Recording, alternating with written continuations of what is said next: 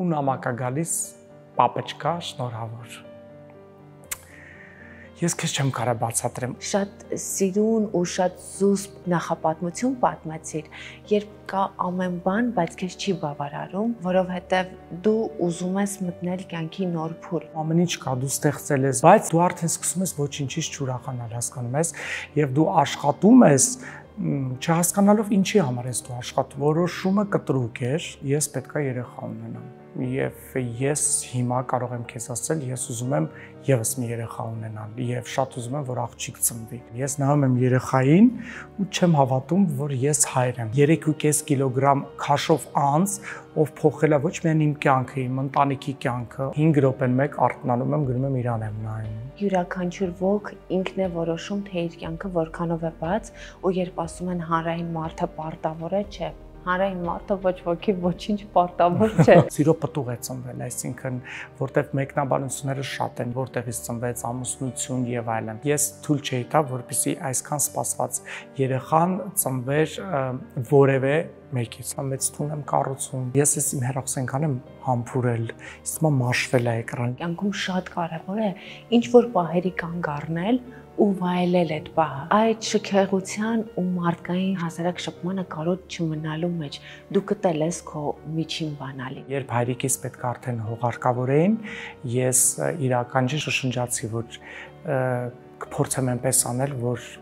մերոնք չունենան ինչ-որ մի բանի կարիք։ Մեզ օգնում էր շատ տատիկս, որպեսզի մենք քաղցած չպարկենք ու քնենք։ Մի հատ շոկոլադ էր բերել, ես ավելի փոքր էի միշտ գցում, որ մաշին ավելի շատ հասնի, մաշը ավելի փոքր էր գցում, որ ինձ հասնի։ Եթե ես Երևանում եմ, չկա կիրակի, երբ մենք հայրիկի մոտ չլինենք։ Հիմա սպասում եմ երեխայիս 40 օրեկանը լրանա, անպայման Իրան եմ տանելու։ Ես ուզում եմ երեխան մեծանա այստեղ, որտեղ իմ հայրիկի, իր պապիկի շիրիմը այստեղ է, ում անունը ինքը հպարտությամբ կրում է։ Լինելով մարդ, որը կյանքի ինչ-որ փուլում, որպես հանրային մարդ բուլինգի էր ենթարկվում, դու կարողացար ստեղծել քո անունը ու ասել, թե ով ես դու։ Քեզ համար անձնապես դժվար էր կոտրել այդ կարծրատիպը ու առաջին հերթին ինքդ քո գլխում կոտրել կարծրատիպը, որովհետև երբեմն այդ բուլինգի արդյունքում մեր գլխում էլ ստեղծվում է կարծրատիպ, որ կարող է մենք ինչ-որ հարցում թերանում ենք։ Գիտես,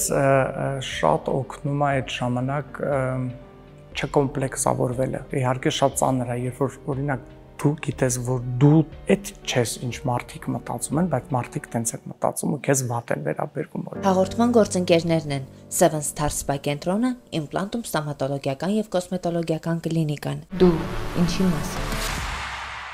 Live room-ում այսօր Վարդան Սարգսյանն է։ Ողջույն Վարդան։ Ողջույն։ Որքան ժամանակ է անցել մեր նախորդ հանդիպումից։ Ես ուզում եի հիշել, երևի 2 տարի 3 տարի, պատկերացնում ես։ Որքան բան է փոխվել, դու հայրիկ ես դարձել, շնորհավորում եմ քեզ։ Շնորհակալ եմ շատ։ Դες տարիներ այնքան արագ են գնում։ Ակնթարթի պես, առանձնատուկ երբ զբաղված ես, չես ունեք ինձ համար նոր տարի, ամառ, զատիկ, չգիտեմ, այսպես ու հասկանում ես, որ գնում է կյանքը գնում է ու ինձ մոտ այնպես տպավորություն որ երկրագունդը էլ ավելի արագ է հիմա պատտվում։ Մի բան է ոգևորում, որ մենք միշտ երիտասարդ ենք։ Օրինակ ես անկեղծ ինձ համար իմ տարիքը դա անձնագրի մեջ նշված ինչ-որ մի թիվ է։ Ես միջև հիմա զգում եմ 20 տարեկան պատանի երիտասարդ։ Իհարկե արդեն 1 ամիս 4 օր այդ դիրքում չեմ, բայց ամեն դեպքում մարդուց էլ է գալիս, էներգիան ինձ մոտ շատ է։ Բացի էներգիան, նաև կարծում եմ, որ այս սերունդը կարծրատիպեր կոտրեց տարիքի հետ կապված, հնարավորությունների հետ կապված ու առաջ գնալու հետ կապված։ Այո, կյանքում պետք չի կոտրվել, կյանքում դժվար պահերը կան եւ դա շատ կարեւոր է։ Իմ կյանքում եւս եղել են շատ դժվար պահեր, եղել են տարիներ, երբ մենք ուղակի հացի գումար չենք ունեցել ընտանիքով, եղել են եւ դա նորմալ է եւ այդ փուլերը քեզ ուժ են տալիս եւ դա շատ կարեւոր է։ Քանի որ քիչ առաջ միշտ նկարանումները խոսում ենք էմիրություններից, ես վերջերս ուսումնասիրում էի էմիրությունների Դուբայ էմիրության շեյխի կյանքը։ Չէ՞ որ ինքը եւս 0-ից ստեղծել է պետություն եւ շատ հետաքրքիր խոսքեր ունի, ասում է դժվար ժամանակները ստեղծում են ուժեղ մարդկանց։ իսկ հեշտ ժամանակները ստեղծում են թույլ մարդկանց։ Դրա համար պետք է անպայման դժվարությունների միջով անցնել, որպեսզի ինչ-որ բանի հասնել։ Միանշանակ իմիջիալից, երբ հաղորդումների ժամանակ խոսում ենք դժվարությունների մասին, մարդկանց երբեմն թվում է, թե դրանք ձախողումների մասին են, ուզում եմ եւս մի անգամ արդյոք օգտագործելով շեշտել, որ հակառակը դրանք հաջողությունների մասն են, սիրելի մարդիկ, առանց այդ ձախողումների չեն լինում հաջողություններ։ Ու այս պատմությունները առաջին հերթին հաջողությունների պատմությունները, նայեք մարդկանց, տեսեք իրենք որտեղ են ու այդ դժվար ճանապարհը ինչպիսին է դարձրել նրանց։ Հիմա ես ուզում եմ քո ներկայից սկսենք, հետո ճանապարհին կանրադառնանք։ Քո կյանքում շատ սիրուն փուլ է ու ուզում եմ խոսես քո զգացողությունների մասին որպես նորաթող հայրիկ։ Գիտես, մինչ երևի վերջես մի քանի օր առաջ նույնիսկ ես չէի հավատում։ Ես նայում եմ երեխային ու չեմ հավատում, որ ես հայր եմ, հասկանում ես, երբ որ դու ապրում ես ուրիշ կյանքով, դու ռիթմի մեջ աշխատանք, ճամփորդություն ու նայում ես մի հատ հրեշտակ 3.5 կիլոգրամ քաշով անձ, ով փոխել է ոչ միայն իմ կյանքը, իմ ընտանիքի կյանքը, ով լույս ա բերել, ապագա ա բերել, ես իրան տեսնելով իմ ապագան եմ տեսնում, հասկանում ես։ Տես, ես արդեն քանի տարի աշխատում եմ, ես ստեղծել եմ շատ բաներ, ես, քույրս, մենք ընտանիքով։ Ամեն բան կարծես կար, հա, հայրիկիս դեպքը գիտես, բայց ամեն դեպքում ամեն ինչ կա, դու ստեղծել ես, դու կարողանում ես քեզ թույլ տալ այն ինչ որ դու այդ պահին չափի մեջ ցանկանում ես, մեկնել հանգստի, ինչ որ գնել են ինչ ուզում ես, բայց ժամանակի ընթացքում դա էլ է ստանդարտ դառնում, այսինքն դու արդեն սկսում ես ոչինչից չուրախանալ, հասկանում ես, եւ դու աշխատում ես չհասկանալով ինչի համար ես դու աշխատում, օրինակ աշխատեցիր այսօր 100,000 դրամ, ինչ ես անելու 100,000-ով, գնալու ես ինչ-որ միտեղ շոփինգի, ինչ-որ նոր տեխնիկա ես գնելու, ինչ ես անելու, 1-2 հետ էլ անհետաքրքիր։ Եվ հա, իհարկե կարևոր էր, որ կյանքը իմ փոխվի ու փոխվեց, ու ես շատ շնորհակալ եմ Աստծուն ու ինձ շատ երջանիկ եմ զգում ու ամբողջությամբ ափսեի մեջ եմ ես հիմա ինձ զգում եւ իմ ապագան դե բացի ընտանիքը կապում եմ փոքր նորայրի հետ։ Սա շատ գիտակցված որոշում էր քո կյանքում, որը եկավ նաև հասուն տարիքում։ Այ ինչ առանձնահատկություն ունի հասուն տարիքում հայր դառնալը։ Իրականում ես շատ կցանկանայի, որ այս ամեն ավելի շուտ լիներ, որովհետև ամեն դեպքում երեխան մեծանում է եւ ցանկալի է, որ ծնողները ավելի երիտասարդ լինեն, բայց ես երիտասարդ եմ։ Դու հավերժ երիտասարդ ես։ Այո։ Եվ ես կարծում եմ ավելի ես գնահատում ամեն ինչ, ավելի լուրջ ես այդ ամենին վերաբերվում, իհարկե կա օգնությունը, կան մարդիկ, ովքեր ինձ օգնում են, այսպես, ես հիմա չեմ մտածում, գիտես, դրա մասին միայն վայելում եմ ամեն օրը, եւ գիտես ինչն է հետաքրքիր, որ իմ կյանքում առասարակ ինչ տեղի է ունեցել եւ լավ եւ վատ տեղի է ունեցել ճամփորդությունների ընթացքում։ Այ պատկերացրա, ես այս փետրվարին Բրազիլիայում եմ կարնավալ գնալուց առաջ, խմբին տանում եմ ինչ-որ X վայր, որտեղ թե կարնավալ, խմիչքներ, երաժշտություն, պար, այդ զգեստներ, ու ինձ SMS է գալիս, որ իմ տատիկը մահացավ հենց նոր։ Դու պատկերացնում ես, դու Բրազիլիայում 80 հոգի ուրախ, չէ՞ որ ես իմ աշխատանքով փաստացի ուրախություն եմ ապարգևում մարդկանց, մարդիկ ժպտում են, դու չես կարող լացես, դու չես կարող տխրես, դու չես կարող, դու չգիտես ինչ անես, դու դուրս ես գալիս, դուրս լսում ես նայ աջ կողմում երաժշտություն, մարդիկ ուրախանում են, դու այդ ուրախությունը ստեղծել ես իրանց համար, ձախ կողմում հիշում ես տատիկին, այսինքն կյանքը ցենց կիսվում է։ Եվ այս ուրախությունը եւս, երբ ինձ հայտնեցին, որ երեխան ծնվեց, երեխան պլանավորածից մի քանի օր շուտ ծնվեց, ես Պերույում էի, դու հասկանում ես, ես որտեղ եմ, Պերու, այսինքն վերցրու երկրագունդը Հայաստան եւ Պերու, եւ ես էքսկուրսիայի մեջ եմ, սրտատրոփ, պատկերացնում ես, բայց ցույց չեմ տալիս, ոչ ոք չգիտի, ես Վարդանն եմ, գնացինք այս թանգարան խումբ եւ այլն, գիդեր եւ այլն, ու նամակա գալիս, պապեչկա, շնորհավոր։ Ես քեզ չեմ կարող բացատրեմ, ուզում ես sense վազես, sense գոռաս, այդ ծառերին բարձրանաս, թռնես ծառերին Մաչու Պիկչուներում, չգիտեմ ինչ, բայց ու պետքա քեզ պահես, այսինքն իմ կյանքում ես ուզում եմ դու հասկանաս ճամփորդությունը ինչ լուրջ դեր ունի, դա ոչ միայն աշխատանք է, ոչ միայն հոբի, ոչ միայն մասնագիտություն, դա ամբողջ մի կյանք է։ ամբողջ մի կյանք եւ իմ կյանքի բոլոր փուլերը կապված են ճամփորդության հետ, այդպես է ստացվել։ Այդ ճամփորդությունները վստահաբար շատ են լցրել քո կյանքը ու դրանց մասին դեռ կխոսենք, որովհետեւ դրանք նաև ձևավորում են մարդուն ու ձևավորել են քեզ որպես անհատ, բայց եթե վերադառնանք հայրիկ դառնալու որոշմանը, տես դու շատ սիրուն ու շատ զուսպ նախապատմություն պատմեցիր, երբ կա ամեն բան, բայց քեզ չի բավարարում, որովհետեւ դու ուզում ես մտնել կյանքի նոր փուլ ու քո կյանքի նոր փուլում քեզ պետք է նաև քո շարունակությունը։ Եթե դեմ չես, կուզեմ մի փոքր խոսենք քո կյանքի այդ շրջանի մասին ու երկար ես մտածել մինչև երեխա ունենալու որոշումը, թե դա ավելի շատ կտրուկ որոշում էր։ Որոշումը կտրուկ էր, ես պետքա երեխա ունենամ։ Եվ ես հիմա կարող եմ քեզ ասել, ես ուզում եմ եւս մի երեխա ունենալ եւ շատ ուզում եմ, որ աղջիկ ծնվի։ Ինչու ոչ, կյանքն է դա եւ ինչքան է մենք զբաղված լինենք եւ այլն, իսկ որոշումը այո, ինձ մոտ էսպես կտրուկ էր եւ առաջինը ուրախ եմ, որ երեխան նախ սիրո պտուղ է, այսինքն ծնված է, սիրո պտուղ է ծնվել, այսինքն որտեվ մեկնաբանությունները շատ են։ Ես երբ տեղադրեցի նկարը 1 միլիոն տարբերակներ, որտեղից ծնվեց ամուսնություն եւ այլն, ինչ որ YouTube-ում բլոգերներ փորձեցին իհարկե դիտումներ հավաքել, ապահովել, տարբեր կոմենտներ, տեսանյութեր եւ այլն, ես իհարկե անջատել էի բջերներով, բայց նայենք երբ խոսում եմ երեխայից մոռանում եմ ինչի մասին պետք է խոսել, ես ընկնում եմ ներկա մեջ։ Փուլը այո կտրուկ էր եւ ցանկությունը միշտ կար եւ ես ուզում եմ որպեսզի այս իմ որոշումը երեխա ունենալու ազդի նաեւ իմ ընկերներին, որտեւ իմ ընկերները եւս այսօր երիտասարդ չեն, ապրում են այո հրաշալի կյանքով, ունեն բիզնեսներ կամ երգում են կամ դերասան են, բայց կյանքը գնում է եւ ես ստանում եմ իրենցից շատ նամակներ, որ զանգեր մերսի քեզ, դու մեզ հենց այսպես սառը ջուր լցրեցիր գլխներիս, մենք եւս մտածում ենք իսկապես երեխա ունենալու մասին։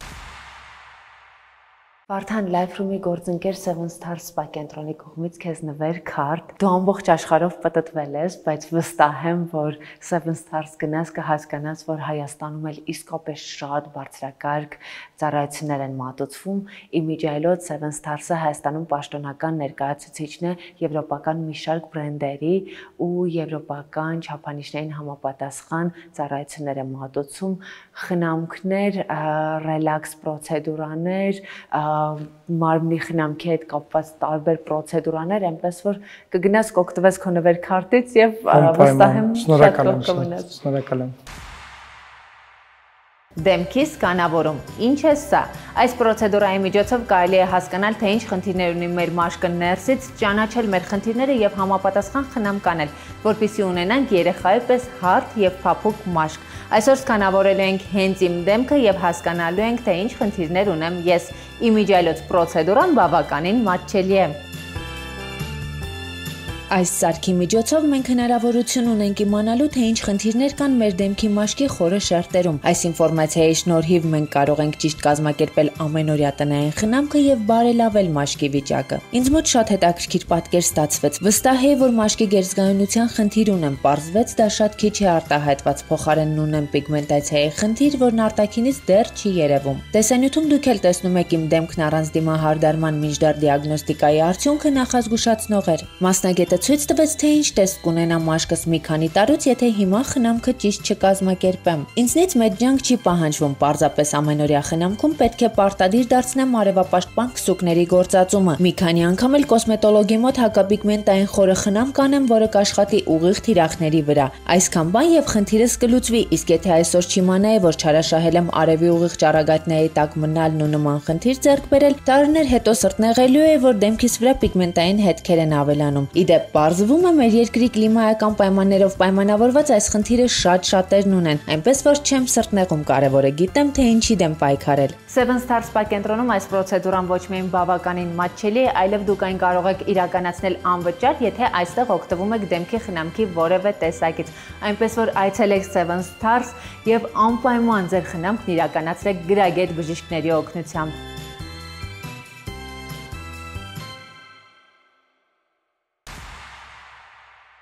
Դու մի կարևոր բան նշեցիր, երեխան սիրո պտուղ է, ինչ վերաբերում է քո անձնական կյանքին, բնականաբար յուրաքանչյուր ոք ինքն է որոշում, թե իր կյանքը որքանով է բաց, ու երբ ասում են հանրային մարդը պարտավոր է, չէ։ Հանրային մարդը ոչ ոքի ոչինչ պարտավոր չէ։ Այսինքն, եթե դու չես օգտագործում քո անձնական կյանքը, օրինակ դիտումներ հավաքելու համար, արդեն դու ես որոշում, թե որքանով է բաց քո անձնական կյանքը։ Բայց երեխայի մայրիկի ով լինելը իսկապես շատ քննարկվեց, ու եթե դեմ չես, խոսենք այդ մասին, այն նշեցիր, որ երեխան սիրո պտուղ է։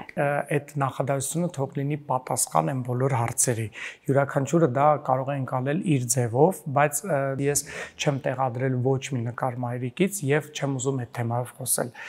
Ես մենակ մի բան կասեմ, որ ծնվել է հրաշալի բալիկ, առողջ բալիկ, ում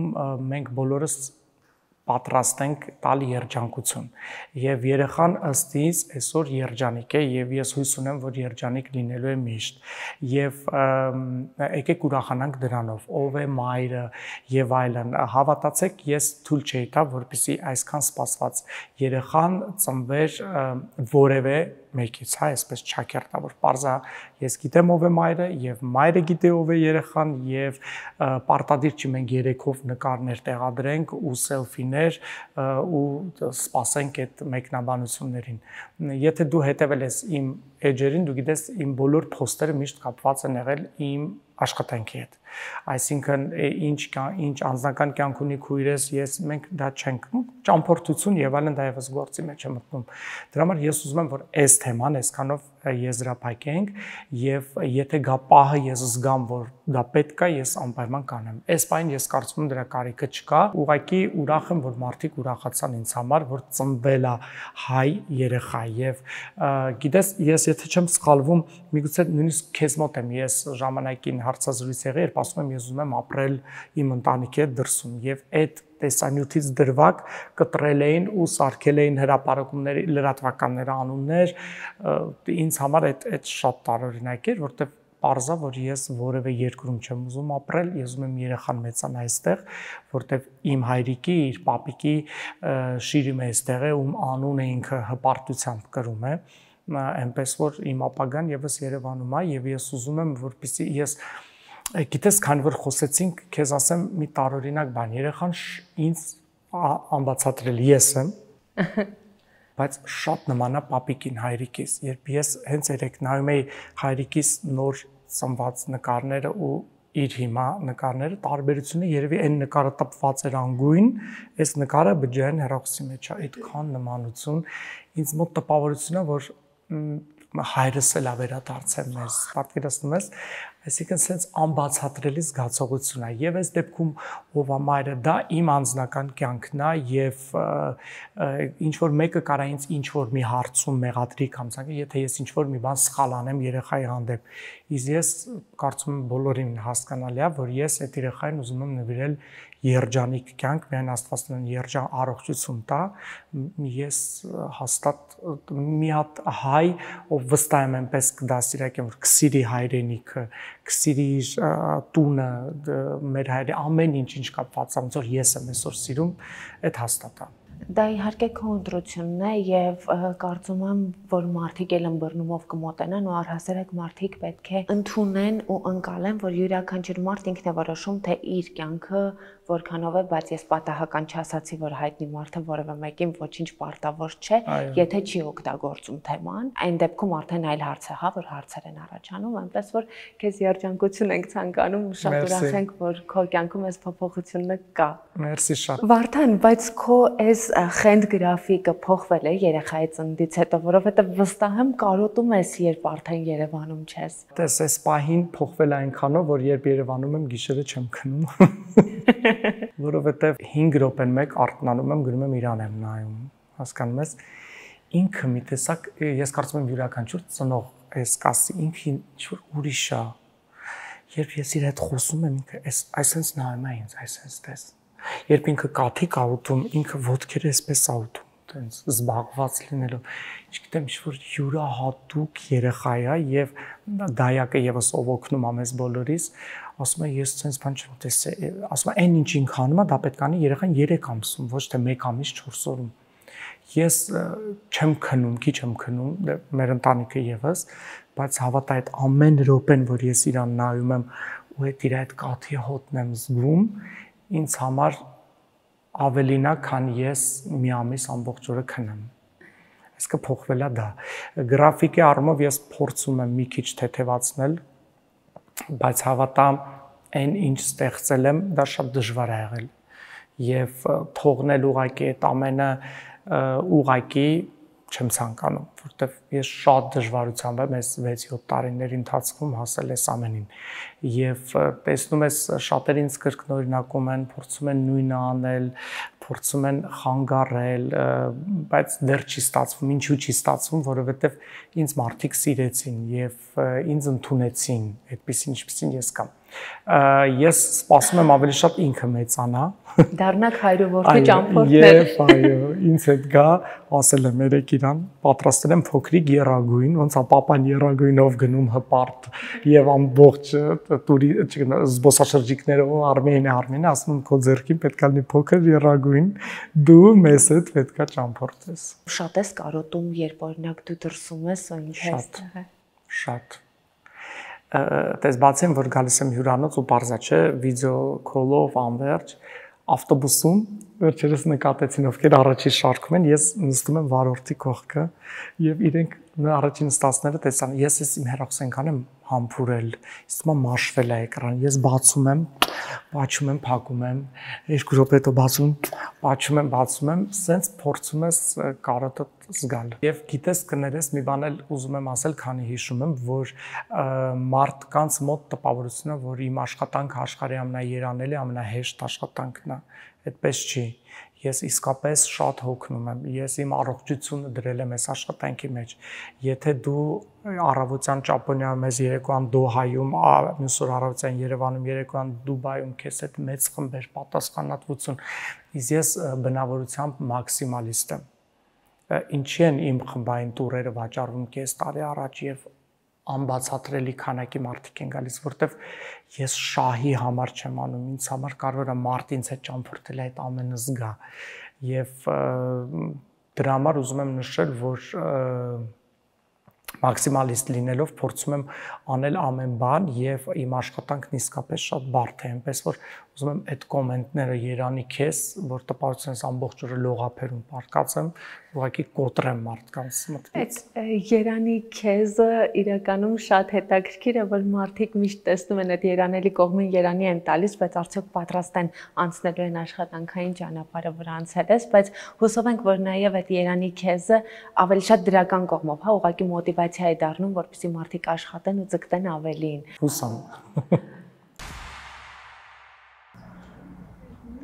Լինի անձնական առիթ, թե նկարահանում ես իմ արտաքին տեսքը մշտապես վստահում եմ բյութի ֆաբրիկի պրոֆեսիոնալներին։ Երևանի սրտում Սարյան 19 հասցեում արդեն գործում է բյութի ֆաբրիկի նոր շքեղ սրահը։ Այս արդեն նրա մասին չէր, որ փոքրիկ տեղից հնարավորինս շատ գումար աշխատենք։ Այս այն պահն էր, որ ուզում էի, որ իմ հաճախորդը իրեն զգար ըստ արժանվույն սպասարկված։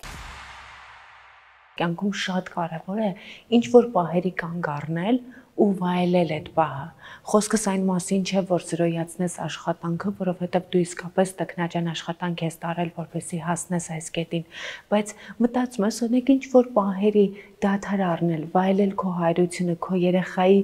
մշտական ներկայությունը, թեկուզ 1 ամիս, թեկուզ 2 ամիս, այդ որ դու անդադար ոչ թե հեռախոսի էկրանը համբուրես, այլ իրեն։ Գիտես, շատ ճիշտ ես ասում, այն ինչ ասում ես, բնականաբար, սովորաբար ինձ մոտ դա ամանորին է լինում, այսինքն դեկտեմբեր, հունվար ամիսը ինձ մոտ ազատ է լինում, այդքո ասած 2 ամիսը։ Աշնան արդեն գծագրած այնպես, որ ես 6-7 օր լինեմ Երևանում ամեն տուրից հետո։ Մի փոքր կքչացնեմ տուրերը,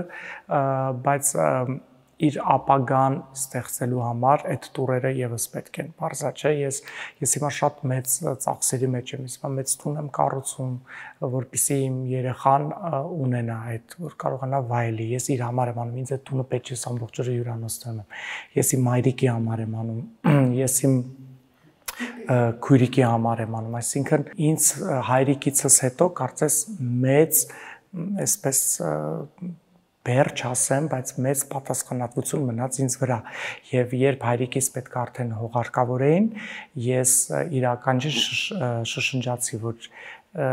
կփորձեմ այնպես անել, որ մերոնք չունենան ինչ-որ մի բանի կարիք ու դրա համար ստոպ տալ այդ ամենը հիմա չեմ ուզում,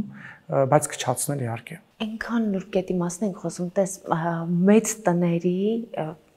իսկապես դա էլ է շատ կարևոր ունենալ տուն, որտեղ որևէ բանի կարիք չես ունենա, որտեղ նույն շքեղությունները, որ տեսլես աշխարհի տարբեր անկյուններում կարող ես ունենալ քո տան մեջ, բայց այդ շքեղության ու մարդկային շփումը չկորցնելու կամ մարդկային հասարակ շփմանը կարոտ չմնալու մեջ դու կտելես քո միջին բանալին, թե չէ։ Տես իմ աշխատանքը այնպեսին է, որ ես այդ մարդկային շփումը զգում եմ աշխատանքիս մեջ։ Խոսքը հարազատների մասին է։ Մերոնք մաքսիմալ ինձ հետ ճամփորդում են։ Եթե նկատել ես, ամեն ամիս ինչ որ միտեղ մենք միասին ենք։ Բացի դա մենք եղել է 20-21 օրով ենք գնում ճամփորդության։ Մերոնք եւս հասկանում են, որ աշխատանքն է այդպեսին։ Եվ եթե համեմատական ես տանեմ այն մարդկանց հետ, ովքեր ստիպված գնում են արտերկիր տարիներով աշխատում, գումար են աշխատում, ուղարկում կնոջը եւ երեխային, փառք Աստծո, որ ես ունեմ հնարավորություն միշտ վերադառնալու եւ իրենք ինձ հետ մեկնում են։ Մենք փորձում ենք այդ բալանսը պահել։ Կարոտը միշտ կա, նամանավանդ եթե ընտանիքը համախմբված է, իսկ մեր ընտանիքը չափից դուրս համախմբված է, կարծում եմ նույնիսկ նորմայից դուրս համախմբված է։ Օրինակ ես, չգիտեմ, ինձ համար շատ ավելի հավես է ընտանիքի հետ նստել ընթրիք անել, քան գնալ ինչ-որ միտեղ Երևանի ամենալավ քլաբում, ռեստորանում նստել եւ ուտել։ Ինձ մոտ մտածելակերպը մի քիչ այլ է եւ մենք փորձում ենք բալանսը պահել։ Մենք խոսեցինք այն մասին, որ շատ մարդիկ ասում են երանի քեզ, բայց ես շատ կուզեմ, որպեսզի այդ մարդկանց գոնե ինչ-որ մի տոկոսը պատրաստ լինի անցնելու այն ճանապարհը, որը դու անցար, որովհետև այդ ճանապարհը նաև հիացմունքի արժանի է, լինելով մարդ, որը կյանքի ինչ-որ փուլում, որպես հանրային մարդ բուլինգի էր ենթարկվում, հիմա ունենք այդ տերմինը, ժամանակ առաջ ուրիշ ձևակերպումներ ենք տալիս, դու կարողացար ստեղծել քո անունը, կանգնել ոտքերիդ վրա ու ասել, թե ով ես դու, բայց դա քեզ համար դժվար ճանապարհ էր, որովհետև ի սկզբանե մարդիկ ինչ-որ այլ վերաբերմունք կար, որը դու կոտրեցիր ու մարդիկ հիմա երևի չեն էլ հիշի ես ինչի մասն եմ խոսում, բայց ես եւ դու հիշում ենք։ Քեզ համար անձնապես դժվար էր կոտրել այդ կարծրատիպը ու առաջին հերթին ինքդ քո գլխում կոտրել կարծրատիպը, որովհետև երբեմն այդ բուլինգի արդյունքում մեր գլխում էլ ստեղծվում է կարծրատիպ, որ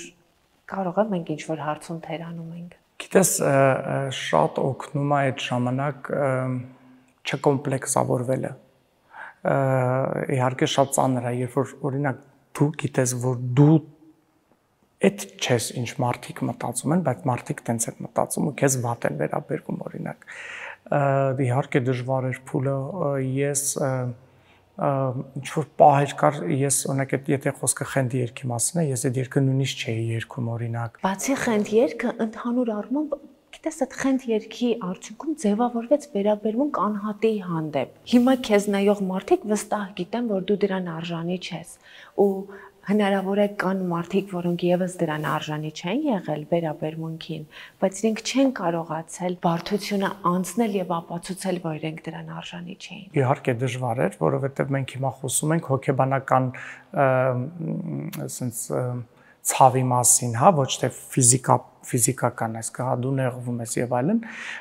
բայց ես փորձում եմ չհիշել, ես փորձում եմ չեմ մեղադրում, որովհետեւ տես այդ ժամանակ համացանցը ակտիվ չէր, այդ ժամանակ կային ինչ-որ ծրագրեր, որոնք անդրադարձան, չգիտեմ եւ այլն։ Ես ուրախ եմ, որ անցավ այդ ամեն ինչը եւ հիմա ամենակարևորը մարդիկ գիտեն ես էսպիսին եմ, ես անկեղծ եմ եւ ինձ ճանաչեցին նորովի եւ այդ դրա շնորհիվ իհարկե կոտրվեց այն ամենի ինչ դու ասում ես։ Քանի որ դու օրինակ ես, ես կուզեմ դու անցման մասին խոսես, որովհետեւ նույն օրինակով ինչ որ մարդիկ դպրոցում են բուլինգի ենթարկվում, ինչ որ մարդիկ համալսարանում, աշխատավայրում, այսինքն այս խնդիրը իր փոքր դրսևորումները ունի շատ մարդկանց կյանքում ու քո օրինակը ես կարծում եմ որ շատերին կօգնի թրիչք կատարելու այդ կարծիքների վրայով, որովհետև մինչև դու չթրջես դրանց վրայով, չես կարող ցույց տալ ով ես դու։ Այն ժամանակներն էին ուրիշ, սկսենք դրանից։ Երկրորդը ես շատ դա չեմ զգացել այդ շրջանում շատ մեծ կերպով, որովհետև ես այդ ժամանակ ակումբներից մեկն էի ղեկավարում 13 տարի եւ ես զբաղված էի իմ աշխատանքով։ Այսինքն թե ով ինչ կմտածեր իմ մասին, այդքան չէի առնչվում։ Ոչինչ չանել հատուկ դրա համար, ես չեմ արել ոչ բան, ես արել եմ այն ինչ ցանկացել եմ անել եւ այն ինչ ես զգացել եմ այդ պահին, այդ շրջանում ծաղրանք կար խնդի երկի վրա։ Ես դա զգացել եմ եւ ես զգում էի որ մարդիկ չի հասկանում ինչի։ Ես այդ փուլն եմ զգացել եւ իհարկե այդ ամենը շտկվել ու գնացել է տարբեր քայլերով։ Բայց եթե ասում ես ինչպես փուլ անցնել, ես տենց չեմ կենտրոնացել կոնկրետ ինչպես այդ փուլ անցնել, ես արել եմ այն ինչ ցանկացել եմ եւ մարդիկ սկսել են նկատել ինձ այլ կողմից, այսպես ասեմ։ Ես կարծում եմ դու արդեն տվեցիր պատասխանը, որովհետև խնդիրը քո կյանքի կենտրոնը չդարձնելը իհարկե արդեն իսկ լուծման ճանապարհներից մեկն է։ Վարդան Լայֆրումի գործընկեր իմպլանտում ստոմատոլոգիական եւ կոսմետոլոգիական կլինիկայի կողմից քեզ նվեր քարտ։ Իմպլանտումը Հայաստանում, Միացյալ Նահանգներում, Մոսկվայում ունի եւ ստոմատոլոգիական կլինիկա, Հայաստանում ունի նաեւ առանձին կոսմետոլոգիական կլինիկա։ Իմպլանտումի հիմնադիրը Հայաստանի գլխավոր ստոմատոլոգն է, այնպես որ քո ատամների առողջությունը կարող ես վստահել իրեն եւ եթե որևէ կոսմետոլոգիական միջամտություններ կամ խնամքներ ցանկանաս, կարող ես գնալ արդեն կոսմետոլոգիական կլինիկա եւ օգտվել քո նվեր քարտից։ Շնորհակալ եմ։ Սիրո։ Իմպլանտում էսթետիկ կենտրոնը ընդլայնվելուց հետո ձեռք է բերել նոր սարքավորում։ Viora իսրայելական սարքը Հայաստանում դեռևս միայն իմպլանտումում է ներկայացված։ Էսթետիկ կենտրոնի ղեկավար բժշկուհի Ելենա Ադամյանը մեզ կպատմի, թե ինչ է իրենից ներկայացնում այս սարքը։ Ողջույն Ելենա։ Ողջույն Ամալիա։ Սարքը բազմակի կիրառություն ունի, որքանով որ ես հասկացա շնորհանդեսին։ Այս սարքավորումը մենք ձեռք ենք բերել պաշտոնական ներկայացուցիչից եւ այն միակն է Հայաստանում, բավականին հայտնի սարք է, ամբողջ աշխարհում տարբեր կլինիկաներում այն կիրառվում է։ Ես ընտրեցի հենց այս սարքավորումը, որովհետեւ պրոցեդուրայից հետո ռեաբիլիտացիոն շրջանը շատ կարճ է տևում, կարելի ասել գրեթե չի լինում։ Աշխատող մարդու համար, հատկապես կանանց համար, դա շատ կարեւորագույն հարց է, որպեսզի կատարեն միջամտություններ եւ ոչ մեկ դա չնկատի, իսկ այս սարքը այդպիսի հնարավորություն մեզ տալիս է։ Ինչ խնդիրներ կարող ենք լուծել այս սարքի միջոցով։ Այն իրենց ներկայացնում է 5 սարքեր միաձուլված մեկ սարքի մեջ եւ լուծում է ոչ միայն դեմքի, այլ նաեւ մարմնի խնդիրներ։ Այն մարդիկ, ովքեր չեն ուզում ներարկումներ կատարել, սակայն ցանկանում են երիտասարդությունը պահպանել, կարող են դիմել մեզ եւ մենք կարող ենք լուծել իրենց խնդիրները։ Այդ խնդիրները կարող են լինել երիտասարդացումը, մաշկի պիգմենտացիան, ակնե եւ պոստակնե հետքերը եւ բազմաթիվ խնդիրներ։ Սարքը ունի մի քանի գլխիկ, յուրաքանչյուր գլխիկը ինչ որ մի խնդիր է լուծում։ Օրինակ Էնդիակ գլխիկը, որը լուծում է մեր մազանոթային խնդիրները, հղիությունից հետո աստղիկները, որոնք առաջանում են, հա, մեր ոտքերի վրա կարող են լինել, օրինակ դեմքի վրա կարող առաջանալ, այս լազերի միջոցով հնարավոր է ձերբազատվել։ Ուզում եմ նշել, որ մենք անպայմանորեն համագործակցելու ենք անոթաբանի հետ, ում ցուցումով էլ իրականացվելու են նման միջամտությունները։ Մյուս գլխիկը դա մեր VFR գլխիկն է, որը ֆրակցիոն ռադիոհաճախականությամբ գլխիկ է, այսինքն իրականացնում է մաշկի երիտասարդացում։ Այն ոչ ինվազիվ մեթոդ է եւ ոչ ասեղային ճանապարհով իրականացնում է կոլագենի ստիմուլյացիա մեր մաշկում եւ բերում է օրինակի համար, եթե կան փոսիկներ, որոնք առաջացել են ակնե հիվանդությունից հետո, այն հզոր կոլագենի սինթեզ է իրականացնում եւ կարող է հարթեցնել մաշկը։ Այն կարող է նաեւ որպես հակատարիքային մեթոդ լինել եւ այն մանր կնճիռները, որոնք առաջանում են, նույնպես կարող ենք վերացնել այս գլխիկի միջոցով, այսինքն այն բուժառուները, ովքեր խուսափում են ներարկում կատարել, կարող են դիմել եւ մենք կարող ենք ոչ ինվազիվ մեթոդով խնդիրը լուծել։ Մեր մյուս գլխիկը դա VST գլխիկն է, որը բավականին ոչ տրավմատիկ է եւ առաջին իսկ պրոցեդուրան կատարելուց հետո մենք ունենում ենք lifting effect, հզոր կոլագենի եւ էլաստինի սինթեզ է ապահովում եւ ինչը մենք գիտենք, որ այդ նյութերը մեր մաշկի կարկասն են, որովհետեւ մաշկը կարող է երիտասարդ մնա։ Նման պրոցեդուրաները պետք է կատարել կուրսով։ Մենք ունենք մշակած այդ կուրսը եւ յուրաքանչյուր իհարկե բուժառուի համար անհատական մոտեցում կցուցաբերվի։ Եվ մեր մյուս գլխիկը դա V-form գլխիկն է, որը կարող ենք կիրառել եւ մարմնի եւ դեմքի վրա։ Այս գլխիկը իրականացնում է բոլորի շատ սիրելի ցանկալի նիհարեցումը, կրկնակզակի վերացումը հենց դեմքի հատվածում, եթե կան արտահայտված այտոսկրեր, դա նույնպես կարող ենք փորձել դեմքը մի փոքր նիհարեցնել։ Այս գլխիկի լավ լինել ինչու՞մն է կայանում, որ ինքը միանգամից երկու ֆունկցիա է կատարում եւ վակուում է իրականացնում, որը ազդում է մեր արյան շրջանառությունը լավացնում է եւ բերում է մաշկի ձգման եւ RF է տալիս, այսինքն իրականացնում է ճարպայրում։ Նույն պրոցեդուրայի ժամանակ մենք կարող ենք ունենալ եւ նիհարեցնող, ճարպայրող պրոցեդուրա եւ իհարկե մաշկը ձգող։ Այսինքն սրանով մենք կարող ենք ունենալ ջոլի պրոֆիլ ասվածը, մի փոքր ավելի սրացած դնչիկ, կրկնակզակի վերացում եւ ստորին ծնոտի անկյունների ընդգծում։ Այո, իհարկե կարող ենք ունենալ, սակայն պետք է մեր անատոմիան դա թույլ տա։ Դրա համար շատ կարեւոր է անհատական մոտեցումը ցույց տալ։ Շատ դեպքեր է լինում, որ մարդիկ կրկնակզակի վերացումից հետո իրենք էլ զարմանում են, որ իրենք ունեն այդ ոսկորը եւ կարիքը չէր լինում ընդհանրապես կատարել ֆիլերային աշխատանք։ Եթե կլինեն ցուցումներ, որ պետք է կիրառվի լիպոլիցիկներ, այն ավելի իհարկե լավ արդյունք կարող է բերել, սակայն առանց դրա նույնպես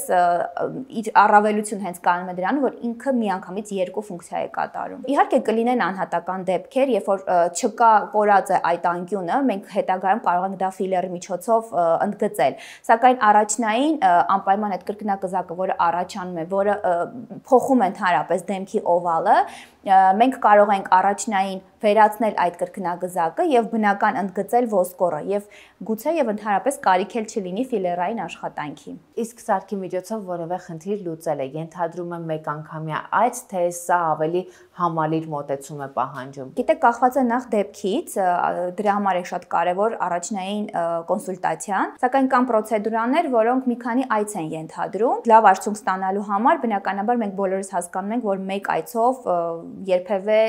լավ արդյունք չենք կարող ունենալ։ Սարքի պրոցեդուրաները ենթադրում են նաև համակցում այլ պրոցեդուրաների հետ, թե առանձին պրոցեդուրաներ են։ Կարելի է իրականացնել եւ առանձին, եւ համակցված, դա շատ ինդիվիդուալ է, սակայն եթե ցանկանում ենք ունենալ շատ լավ արդյունք, բնականաբար համակցված տարբերակը ավելի նախընտրելի է։ Նոր սարք Հայաստանում միակն է, թանկ է։ Ոչ, շուկայական գների համեմատ ինքը բավական միջին գնարժեք ունի եւ կարծում եմ հասանելի կլինի մեր բնակչությանը։ Ելենայի Instagram-յան էջը եւ իմպլանտումի տվյալները կթողնեմ հաղորդման նկարագրության բաժնում։ Դու մարդ ես, որը միշտ աշխատել է, հիմա այս ճամփորդությունները եւս աշխատանք են ու բավականին բարդ աշխատանք են, բայց դու աշխատել սկսել ես շատ երիտասարդ տարիքից ու միշտ ինչ-որ բանով զբաղված ես եղել։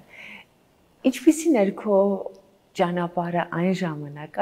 երբ Վարդանը աշխատում էր ակումբներում, դրանից առաջ, երբ փորձում էր տարբեր միջոցներ հայթայթել, ոչ միայն իր, այլև ընտանիքի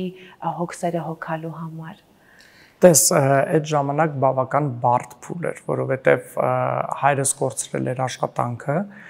քույրս ուսանող էր, ես պետք է գնայի բանակ եւ գումար չկար։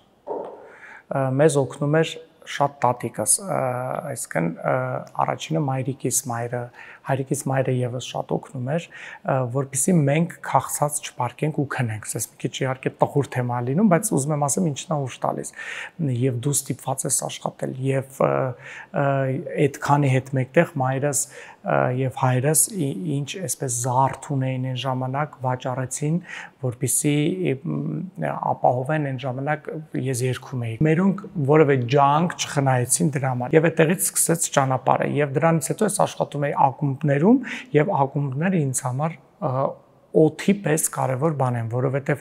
ես այդ ժամանակ աշխատում էի երեկոյան X գումար, որը ապահովում էր հաջորդ օրը ընտանիքի քաղցած չմնալը։ Հետո փոխվեց իհարկե, հետո քույրիկից շատ կուզեմ խոսել, որովհետև ինքը ինձ նման է։ աշխատասիրությամբ եւ այսօր Վարդան Travel անունը պահում է ինքը այսինքն ես խմբայինի մասն եմ ինձ այդ խմբային տուրերն են, բայց չէ որ մենք ամեն օր ունենք հազարավոր ուղևորներ, ովքեր անհատական են ճամփորդում, այ ոնց որ դու հիմա, հա, եւ այդ ամենը Մաշանաստեղծ է եւ հետեւում Մաշը եւս սկսեց աշխատել, Մաշը եւս շատ դժվար ճանապարհ անցել, Մաշը աշխատելա Բորտուղեկ Սորթուի 10 տարուց ավել եւ դրա համար մինչ հիմա ոդքերի ցավեր ունի եւ այլն, չէ որ այդ ամեն օր բարձրանալի չնել, այսինքն մենք ընտանիքով անցել ենք ինչ որ մի փուլ, ինչ որ մի հաջողության հասնելու համար։ Իրականում ինձ հիացնում է նաև թե ինչպես եք դու եւ քույրիկդ միմյանց թիկունք կանգնում, որովհետեւ մենք քիչ առաջ էլ խոսում ենք, իսկապես շատ կարեւոր է, որ երբ դու ճամփորդում ես, գիտես, որ այստեղ թիկունք ունես, ու երբ քույրիկդ գիտի, որ թիկունք ունի։ Դուք այսպես մանկուց շատ մտերիմ եք եղել, թե ինչ որ տարիքում բախումներ են եղել, ինչ որ տարիքում ավելի մտերմացել եք, գուցե դժվարությունները ձեզ ավելի մտերմացրել են։ Միշտ։ Եվ երբ ծիծաղալու դեպք եմ պատմում, տենց այն ժամանակ այդ հայտնի քաղցրավենիքները նոր դուրս էին գալիս, խոսքը, չգիտեմ, գովաստ չես համարի, եթե համարես կարող ես կտրել ես հատված այդ Snickers, Mars, երբ որ TV-ով գովազդում են, ինչպես էլ մարդիկ գցում, ես ու Մաշը երազում էինք այդ շոկոլադից ուտենք ու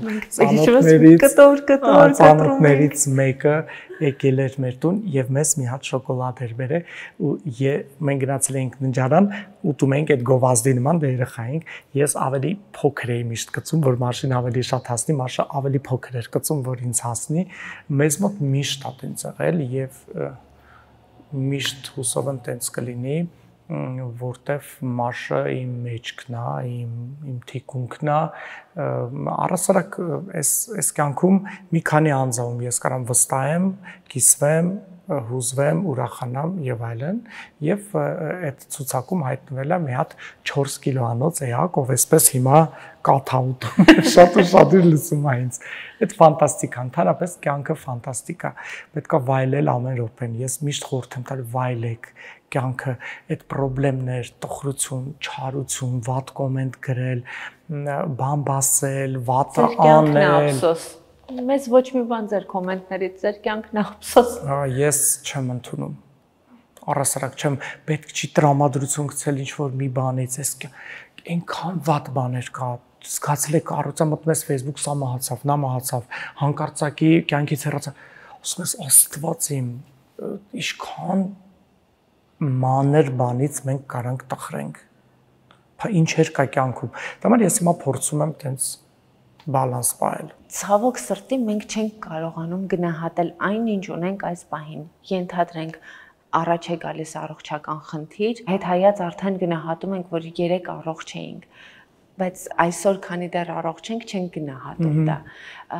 Բայց այդ երջանիկ լինելը նաև գնահատանքն է կյանքի ու այն առավելությունների, որը ունես։ Դու երբ սովորեցիր գնահատել այն, ինչ ունես։ Այդ դժվարություններից, որտեվ դե պատկերացրու, այդ փուլերը դու անցնում ես, բնականաբար, ու երբ որ ինչ-որ բան փոխվում է, դու գնահատում ես այդ ավելի ու ավելի։ Ես միշտ եմ գնահատել, ես առասարակ մարդկանց եւս գնահատում եմ, երբ որ ինչ-որ բան ինձ անում են, ես հիշում եմ, ես շնորհակալ եմ։ Ես շատ բնավորությամբ ատնալուբ ոնց կլինի։ Միասեր։ Այո, ես ընկերներիս հետ, գործընկերների հետ եմ սիրում երկար աշխատել, ես չեմ սիրում փոխել։ Իհարկե ստիպված ես մեկ-մեկ լինում, հա, նույնիսկ Մաշն էլ այդ բնավորություն ունի, մեր տուրիստական գործակալությունում Մաշը սիրում է, որ ստաբիլ լինեն։ Հիմա մեզ մոտ թիմ է, ովքեր ստաբիլ են, ովքեր լավն են,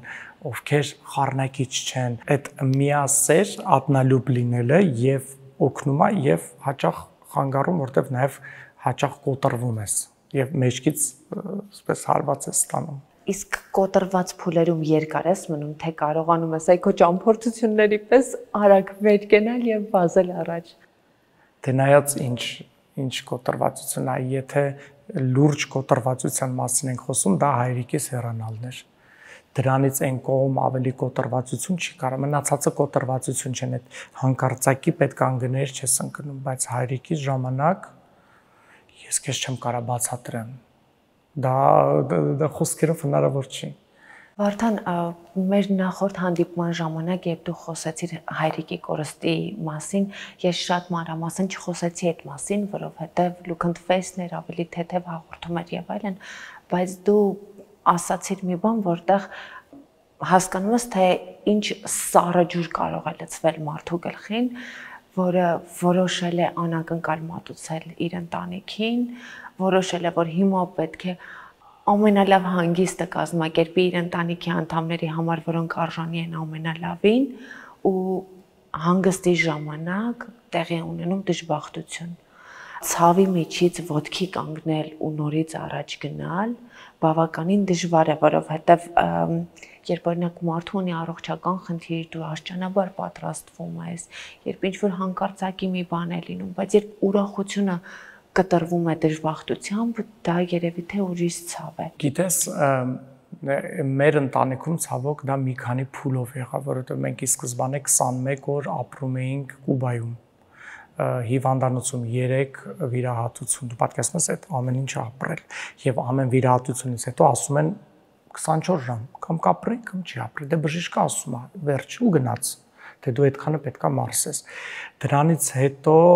մահվան շոկը, դրանից հետո թղթաբանություն, որտեղ ես չէի համաձայնվում հայրիկին վառեին այնտեղ, ես ասի ինքը պետքա թաղված լինի Հայաստան, գալ Հայաստան առանց իրան թողնելով մի պահ այնտեղ, որտեղ այստեղ հարցեր կային միջև իրան տեղափոխեն, հետո իրան տեղափոխել, դու պատկերացնես այդ ինչ փուլեր է, այսինքն տեխնիկական հարցերի մեջ չես էլ հասցնում քո էմոցիաները ապրել։ Հա, այսինքն անverջ 2 ամիս ինչ որ այսպես փուլեր, հետո գալիս ես Երևան ու դու զբաղվում ես տարածք փնտրելով հայրիկի համար, պատկերացնես, որտեղ դու չես մտածել, որ դա քեզ պետք է լինել, դու ինչքան ժամանակ կա, մի օրում պարզվեց, որ այդ տարածքը քեզ պետք է ու դու չունես այդ տարածքը։ Ու շատ շնորհակալ եմ, ինձ շատ մարդիկ օգնեցին, ես իհարկե այդ ամեն ինչը կազմակերպեցի, մենք այդ փուլերը անցանք եւ չես հավատա, եթե ես Երևանում եմ, չկա Կիրակի, երբ մենք հայրիկի մոտ չլինենք։ Այսինքն դա ամսվա մեջ մինիմում 2 անգամ։ Եթե ես ավել եմ այստեղ, սկա 3 անգամ։ Այդպես կարծես ինքը կա շփվում է եւ հիմա սպասում եմ երեխայիս 40 օրեկանը լրանա, անպայման իրանել եմ տանելու, թող տեսնի, որպեսզի վաղը ինձանից հետո ինքը իմանա, որտեղ պետքա գա ամեն Կիրակի պարտադիր։ Վարդան, ես ուզում եմ մենք հայրիկի ողջ ժամանակահատվածի մասին խոսենք ու ձեր հարաբերությունների մասին խոսենք, որովհետև վստահաբար այն մարդը, որը այսօր իմ առաջ կանգնած է, նաև հայրիկի շնորհիվ է այսպեսին դարձել։ Ինչպիսին են ձեր հարաբերությունները։ Շատ լավ։ Գիտես, ովքեր պապայից ճանաչում են, շատերը գիտեն, հնարավոր չէր իրան չսիրել։ Իմ ընկերները ավելի իր հետ են շփվում, քան իմ հետ։ Ինձ տեսնում ես այսպեսի ինքը ավելի պոզիտիվ, երբեք վատի մասին չէր խոսի, չէր մտածի, ամեն ինչում գտնում էր գունավորը, ամեն վատ խնդրի մեջ լուսավորը, էներգիայով լի, ինձ նման մի քիչ մանկական բնավորությամբ, որտեվ տենց ես հիշում եմ, երբ ես երևի 6-րդ դասարանում էի, այն ժամանակ երազում էի երգիչ դառնալ, ինձ ասում են, արի, երաժշտությունը միացրու, իբր ես քո բենդն եմ, սեղանի վրա սկսում էր իբր չգիտեմ, կլավիատուրով նվագի, ես սկսում էի երգել եւ այլն, ինքը միշտ էսպես է եւ Կուբայում, այսինքն հիվանդանոց ընկնելուց 1 օր առաջ, եթե ես մայրիկս քուրիկս ուղղակի այսպես բարկած արևն էինք վայրում, ինքը այդ Կուբա երաժիշտների հետ լողափում ապարում էր այդ կուբական երաժշտություն, վայելում էր կուբական սիգարը եւ այլն, մինչ վերջի պահը ինքը այդպեսին էր, ինքը շատ էներգիայով լի էր եւ մեր շփումը եղել է միշտ իդեալական ու ինքը երբեք մայրս միշտ ավելի խիստ է եղել, քան հայրս միշտ այն որ հանդարտացնող այս կերպարներ շատ եմ իրան կարոտում,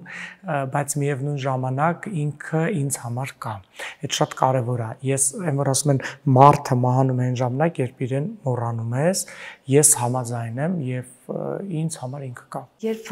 խոսում ենք դες քո հայրիկի հարաբերությունների մասին ու հիմա խոսում ենք քո որդու հարաբերությունների մասին,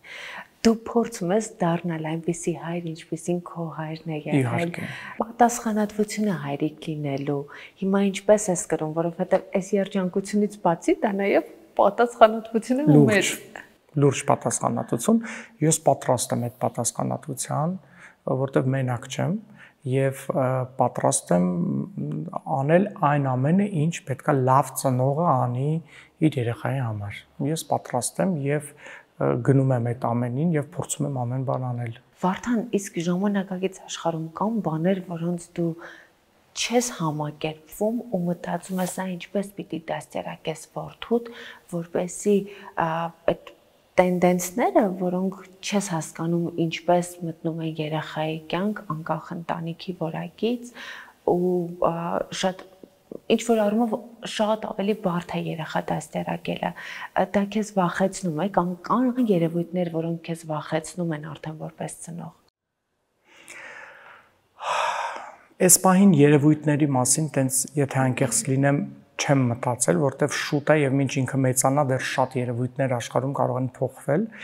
Միակ բանը, որ ես շատ լուրջ մտածել եմ, որպեսզի երեխան չլինի լկստված։ Այսինքն, եթե ինչ որ մի բան դե պարզ է, չէ, առաջ երեխան ցանկանում է մեզ հենց հիմա, ցանկանում է մեզ, որ հայրիկը տենց ամեն ինչ կանի կգտնի, օրենքով այդպես պետք է լինի, բայց ես փորձում եմ այդպես չանեմ։ Ես ուզում եմ երեխան մեծանա ձգտումով եւ ձգտի ինչ որ մի բանի հասնել, որովհետեւ այս բան այսինքն ես ստեղծել եմ ամեն բան, որ ամեն դեպքում երեխան իրեն կոմֆորտ զգա, բայց ինձ պետք չի որ ինքը մեծանա, հասկանալով որ ինքը ունի այդ ամեն ինչը։ Ես ուզում եմ որ ինքը ձգտի, ինքը գնա եւ ես շատ կուզեմ որ ինքը շարունակի իմ ճանապարհը։ Եթե շատ ծնողներ բժիշկ դառնա եւ այլն,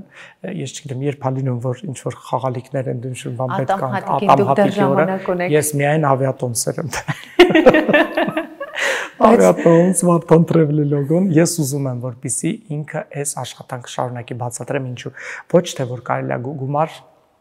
ու այնպես չի որ շատ եմ աշխատում, հավատա ինձանից շատ լավ աշխատողներ կան, ավելի հեշտ աշխատանք անելով, որովհետև դու այդ պահին երջանկացնում ես շատ մարդկանց։ Շատ սիրուն բան ես ասում, բայց ավելի կարևոր չէ այն թե ինչ է ուզում երեխան։ Ինքը իհարկե հիմա շատ փոքր է, բայց ծնողների համար ինչ որ առումով ինքնադաստիարակություն է, որպեսզի իրենց ցանկություններն ու երազանքները երեխայի համար մնան իրենցը եւ երեխան ունենա ազատություն ընտրության։ Համաձայն եմ, բայց այստեղ ես մի փոքր էգոիստ կգտնվեմ ու կասեմ, ամեն դեպքում դա իմ երազանքն է, ես իրան տեսնում ինքներ ինքան նուրբ է, ինքան լավն է, ես մի օր անպայման նկարը կհրապարակեմ, սիրուն երեխա է շատ, տենց ես իրան պատկերացնում եմ, չգիտեմ, խմբի ղեկավար, ճանապարհորդ, այսպես տեսնում եմ, դե հիմա եթե ինքը ընտրություն չորես չեմ ստիպի, չպետք է կոստու, պարզը չէ։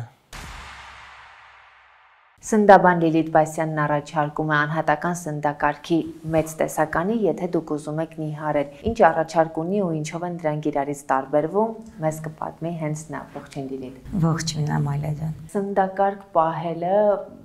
մեծ մարտահրավեր է, հա, յուրաքանչյուր մարդու համար, բայց այս խնդիրը մի քիչ ավելի հեշտ է լուծվում, երբ քո փոխարեն սնունդը պատրաստում են, ուղարկում են ու առավել ևս երբ նիհարում ես համեղ սնվելով, հա, այսինքն գայթակղությունները այս առումով քչանում են։ Ինչ առաջարկ ունես դու։ Ճիշտ ասած, երբ որ տարիներ առաջ ստեղծել եմ առաքման բաժինը, այսինքն որ անհատական սննդակարգ մշակեմ մարդկանց համար եւ սնունդը առաքվի, իմ պրինցիպներից մեկը եղել է, որ ինքը մաքսիմալնի լինի մատչելի, այսինքն յուրաքանչյուր մարդ կարենա դրանից օգտվի։ Որոշ ժամանակ անց ես հասկացա իմ հաճախորդներից, որ կան հաճախորդներ, որը ավելի բծախնդիր են, այսինքն ինչ որ ուզում են տավարի միս, ձուկ, լասոյ, սալման, ծովամթերքներ, եւ իրանց համար որոշեցի, որ կբաժանվի, կլինի հասարակ ծրագիր եւ լյուքս ծրագիր եւ յուրաքանչյուր մարդ ինքն է արդեն որոշում, որ փաթեթից ինքը օգտվի եւ այդ փաթեթի մեջ ես նախապես զգուշացնում եմ, որ այս մի փաթեթի մեջ դուք կստանաք այսքանը, այս մի փաթեթի մեջ դուք կստանաք այսքանը եւ ես թողել եմ, որ ամեն մարդ ինքը որոշի։ Իսկ եթե ավելի մանրամասն խոսենք, հա, ինչ տարբերություններ կան լյուքս ծրագրի եւ հասարակ ծրագրի միջեւ։ Հասարակ ծրագրի մեջ մենակ մսեղենից մտնում է հավի կրսկամիս, իսկ լյուքսի մեջ մտնում է ամեն օր ձուկ կամ ծովամթերք կամ տավար եւ համ ճաշ եւ համ ընտրիկը լինում է մսային։ Ես փորձել եմ մաքսիմալնի sense ճոխ լինի, որ մարդը անգամ չզգա մի վարքյան, որ ինքը ինչ որ դիետայի մեջ է, որ այդքան հեշտ լինի իր համար, որ հասարակ ուտելիքը իրան չձգի, այդքան ինքը ախորժելի համ տեսք ունի, համ համեղա։ Ինչ գնային քաղաքականության մասին է, հա, խոսքը, եթե օրինակ ասում ենք պայմանական հասարակ ծրագիր, ակնկալում ենք ավելի մատչելի ծրագիր, այս դեպքում ինչ գնային քաղաքականության մասն է խոսքը եւ արդեն լյուքսի դեպքում ինչ գնի մասն է խոսքը։ Լյուքս արժի 10 օրը 60,000, ինքը հիմնականում միշտ ստաբիլ գների մեջ է։ Հասարակ ծրագիրը, քանի որ նորից կրկնվեմ, ես փորձում եմ, որ յուրաքանչյուր մարդ, ով ունի խնդիր ավելորդ քաշի հետ կապված, ինքը կարողանա իրան թույլ տա եւ բնականաբար ինքը միշտ ատանվում է, քանի որ սեզոնային ես տեսնում եմ օրինակ կարամ հիմա զեղչ դնեմ, ես իջացնում եմ գները։ 10 օրվա փաթեթը 30-ից 39,000 այդ սահմանների մեջ է, այսինքն ինքը տատանվում է շուկայական գներից։ Այդ փաթեթի մեջ բնականաբար ես չեմ կարա տամ երեկոյան ծովամթերք կամ սալմոն, ինձ թվում է հաճախորդը պետք է գիտակցի, որ դա հնարավոր չի։ Ես մաքսիմալն եմ անում, որ համ մարդը համեղ ուտի, համ նիհարի, բայց տարբեր ինչ որ թանկանոց ապրանքներ ես չեմ կարա այդ փաթեթի մեջ տամ, կան մարդիկ, որ անում են մի շաբաթեն, որ չձանձրանան։ Բայց այնպես չի, չէ, որ էկոնոմ սննդակարգի մեջ բազմազանություն չի մտնում։ Չէ, ոչ մի դեպքում, ոչ մի պարագայում, անկեղծ հենց իմ սկզբունքները եղել են, ես այդ լյուքս ծրագիրը արել եմ պահանջարկով իմ հաճախորդների, որովհետև եկել են տարբեր հաճախորդներ, որը ցանկացել են, որ տենց ուտելիք լինի, թե չէ տարիներ շարունակ իմ համար կարևոր էր, որ ինչ որ այդ տարբերությունը չլինի, որ հանկարծ մարդը չասի, ես մեկ էս մի փաթեթն ուտում, ես մեկ էս մի փաթեթն ուտում, բայց քանի որ օրորի հաճախորդները շատանում են եւ հաճախորդների կարծիքը իմ համար շատ կարեւոր է, այդ կարծիքի հիման վրա ես ստեղծել եմ այդ փաթեթը, բայց հասարակ փաթեթը տարբեր համեղ, վստահ եմ ասում, տարբեր համեղ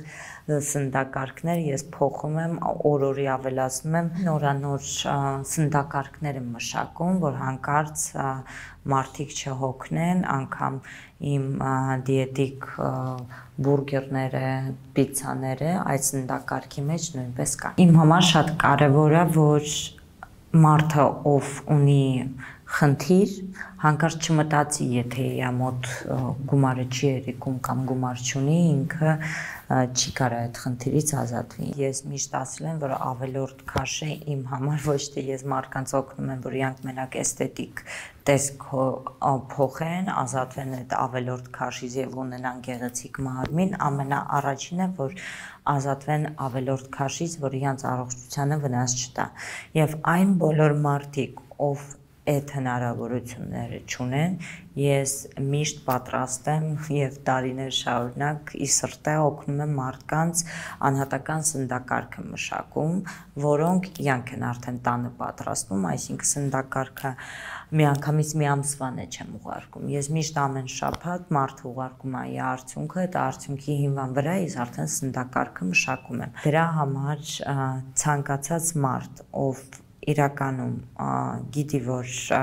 իր ավելորդ քաշի պատճառով ինքը լիքը առողջական խնդիրներ է օրորի ձեռք բերում, մեծ սիրով ես միշտ օգնում եմ եւ պատրաստ եմ օգնել, որ մենք բոլորս առողջ լինենք, գեղեցիկ լինենք։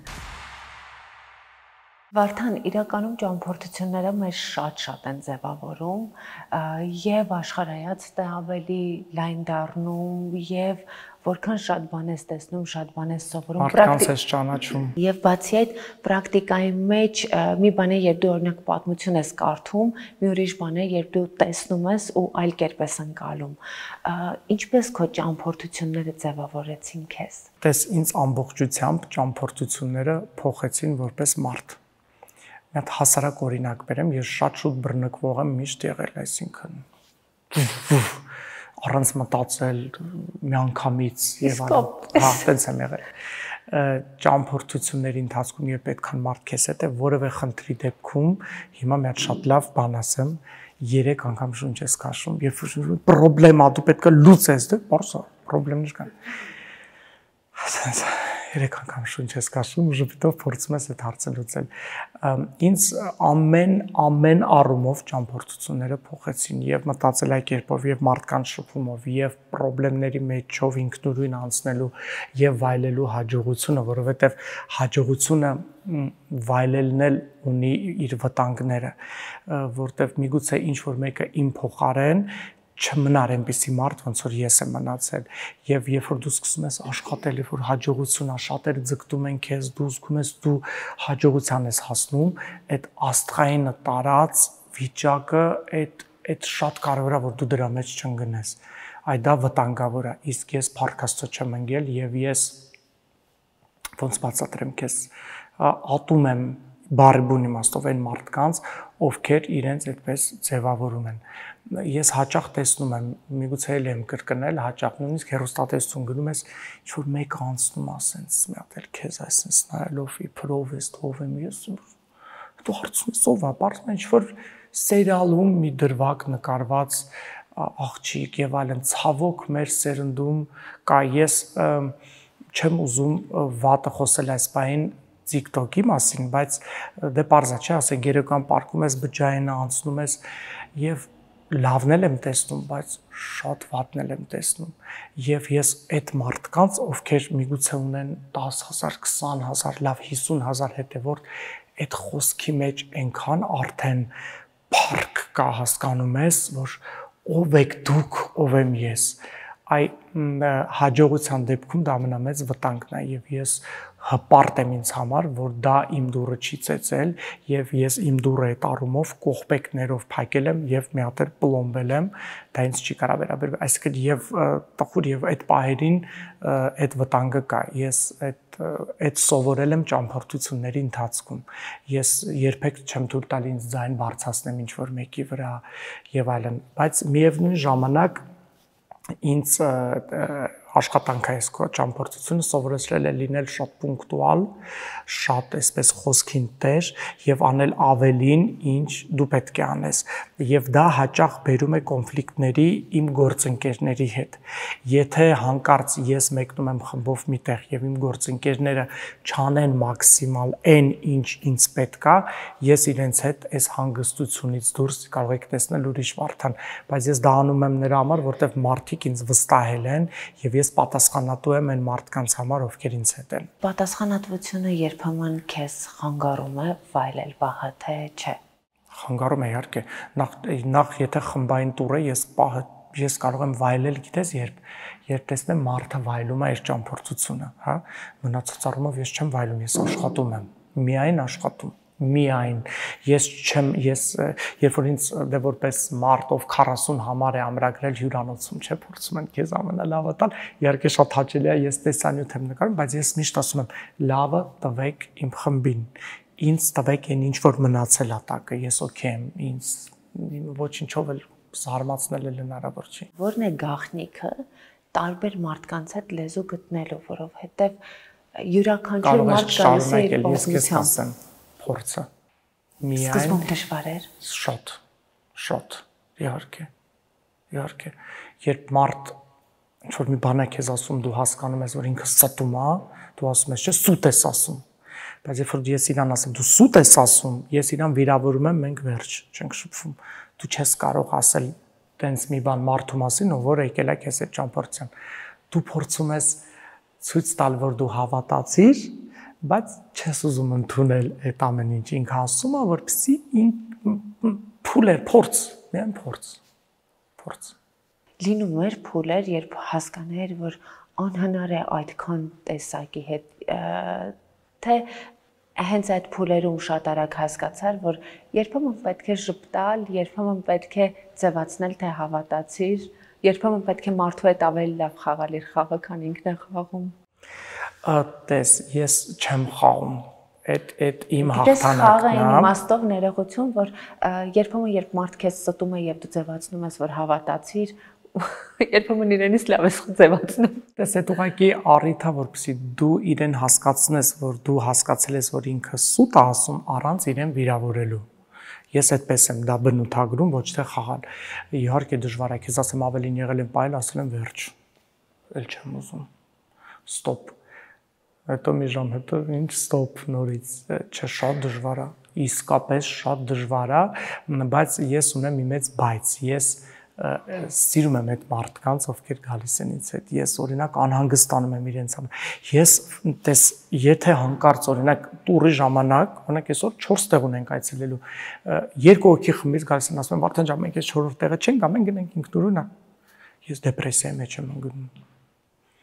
Ոնց դուք պետքա դա տեսնեք, սկսում եմ հոգեբան, ոչ, դες ինձ մեկա, չէ, դուք պետքա տեսնեք, իրականում եթե ինքը գայս տոմսել եմ, չէ, գնում ինձ ավելի ձեռնտի է, ոչ, դուք պետքա տեսնեք, խնդրում եմ, եկեք կարճ, եւ մարդիկ դա գնահատում են, ես չգիտեմ։ Մենք խոսեցինք աստղային հիվանդության մասին ու ես որպես մարդ, որը տարիներ ճանաչում եմ քեզ, կարող եմ փաստել, որ իրոք քեզ աստղայինը չտարավ, իսկ մենք տեսնում ենք դեպքեր, թե շատ համեստ մարդիկ ինչպես է փառքը տանում է ու իրենք էլ չեն գտնում թե ուր տարավ, այդ դեպքերը շատ են լինում, բայց ինչքանով աստղայինը քեզ չտարավ նաև այն պատճառով, որ դու երկար ճանապարհ էիր անցել, որ դու գիտեիր, որ այսօր կարող ես այս կետում լինել, վաղը ներքևում, հետո էլի վերևում, այսինքն կյանքի ինչ որ առումով դասերը կամ հարվածները ինչքանով նպաստեցին, որպեսզի դու ճիշտ ընդունես հաջողությունը, որովհետև իսկապես երբեմն հաջողությունը ընդունելու համար ավելի մեծ դժվարություն է պահանջվում, քան անհաջողությունը, թեպետ նա էլ պետք է պատվով տանել։ Ես կարծում եմ դա գալիս է մարդու դաստիարակությունից։ Ես վստահ եմ այդ հաջողություն եւ աստղային հիվանդությունով տարած մարդիկ միգուցե եւս շատ դժվար փուլեր են անցել եւ հասել են ու այդ դիրքում են հայտնվել։ Դա գալիս է մարդու դաստիարակությունից, ընտանիքից, ինչպիսին են նրան մեծացնում։ Ես դրա համար եմ ասում, շատ կարևոր է երեխային դաստիարակելը եւ ես չեմ ընդունում այդպիսի մարդկանց։ Ես շատ վատ եմ տրամադրվում եւ նույնիսկ եթե չեն անցել այդ դժվար փուլը եւ հասել են հաջողության, այսօր հայտնի լինելը շատ հեշտ է TikTok-ում ինչ որ, չգիտեմ, կարող ես ուղակի այսպես գլուխը տալ պատին, քեզ նկարել ու տենց 1 միլիոն մարդ կնայի ու ինչ։ Եվ գիտես, մեկ-մեկ զարմանում եմ գովազդատուների վրա, անկեղծ։ Օրինակ, մեկ-մեկ որ թերթում եմ TikTok-ը, ինչ որ X մարդ X բան է գովազդում, որ եթե ես նույնիսկ օգտվում էի դրանից, ես չեմ օգտվի, էլի։ Ոնց բացատրեմ։ Նորից եմ ասում, մեր երիտասարդները շատ տաղանդավոր են, այդ հաստատ։ Ես ինչ եմ խոսում TikTok-ից, որտեվ այդ հարթակա, որտեղ բոլորը կարող են իրենց ցույց տալ, բայց վատը շատ է, ես չգիտեմ, միգուցե ես եմ այդպես մտածում, լավը կա, ես գիտեմ շատ երիտասարդներ, դրանք շատ սիրուն տեսանյութեր են անում, բայց այնքան վատը կա, օրինակ ես չեմ ընդունում, որ տեսանյութում դու կարող ես այնպիսի դրություն ստեղծել, որ քո մայրը հայտնվի կամ հայրը կամ քույրը որ ծիծաղալու դրության մեջ ու դու դրանով հավաքես դիտողականություն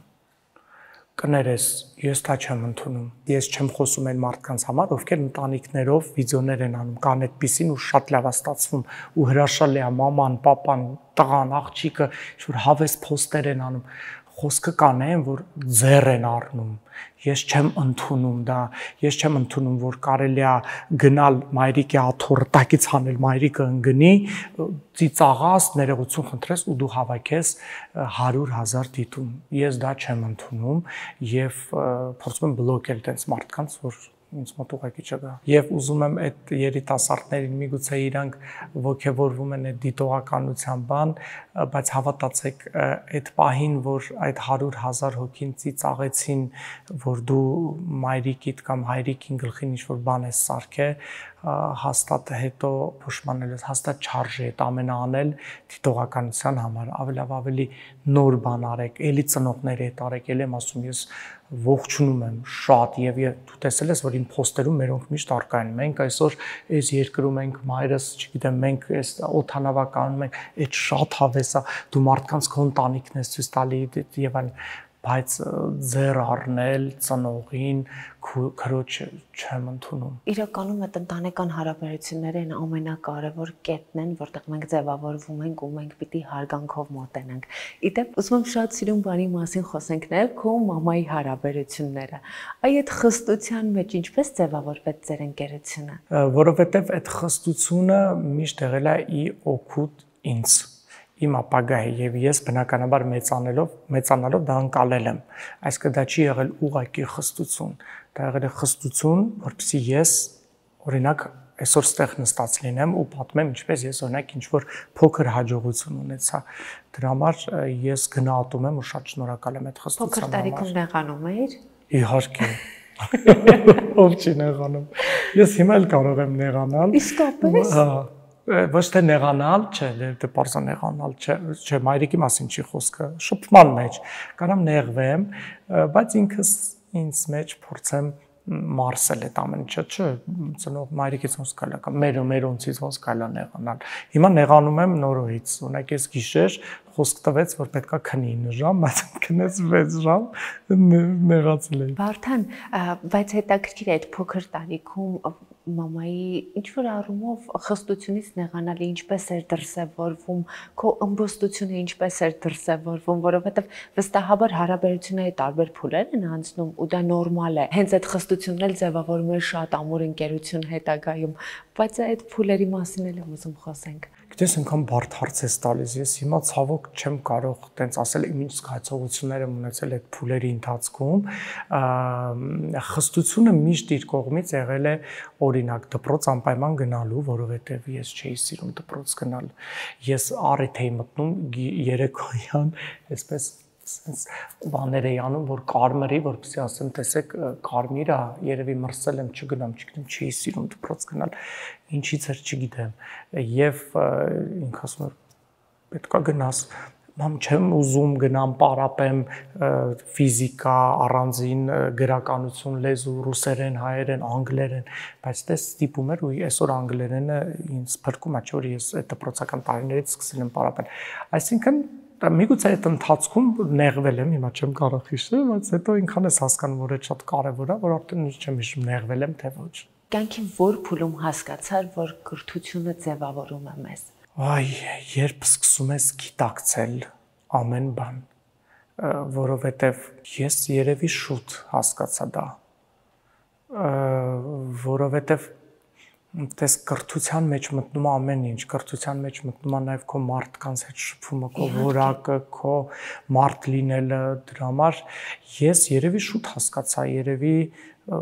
դպրոցի ժամանակ կամ այդ ընթացքում հասկացել եմ եւ լուրջ եմ վերաբերվել արդեն դրան։ Վարդան, ինչպիսին ես տեսնում քո ապագան։ Լուսավոր, գունեղ, այն մարդիկ, ովքեր իմ կողքին են, նորից լինեն իմ կողքին, ուղղակի շատանան իմ կողքին գտնվողները եւ 4 կիլոգրամը դառնա 14, 24,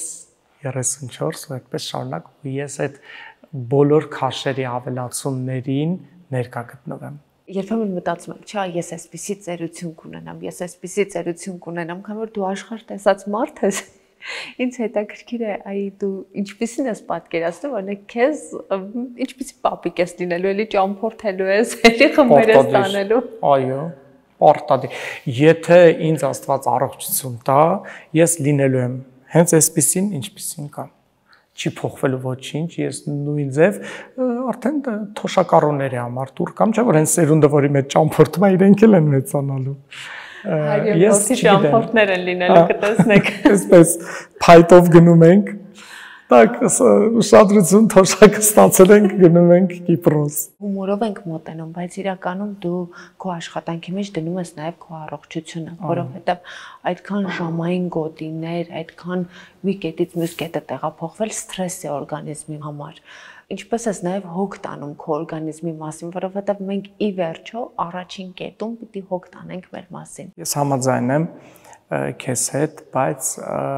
ես փորձում եմ ժամանակ առ ժամանակ ստուգումների գնալ եւ այլն, շատ է ազդում առողջության վրա, բնականաբար միգուցե ես հիմա չեմ զգում, հետո դա կզգամ, դա եւս հնարավոր է, բայց ինձ հետ ոչինչ անել չեմ կարող եւ ոչինչ փոխել չեմ կարող։ Վարդան, ես մաղթում եմ, որպեսզի միշտ այսպես երջանիկ, այսպեսի պոզիտիվ էներգիայով լինես ու քո կյանքի տարբեր փուլերի մասին խոսելիս մենք միշտ խոսենք բարձունքների եւ ոչ թե անկումների մասին, թեպետ անկումներն էլ մեզ ձևավորել են, բայց որքան եղել է ձևավորել է բավարար է։ Հիմա արդեն վայելիր այն, ինչ այդ անկումների արդյունքում ձեռք ես բերել։ Շնորհակալ եմ քեզ, ինչպես միշտ անկեղծ զրույցի համար։ Հետևեք Live Room-ին, բաժանորդագրվեք YouTube-ի իմ ալիքին, որպեսզի բաց չթողնեք մեր թողարկումները։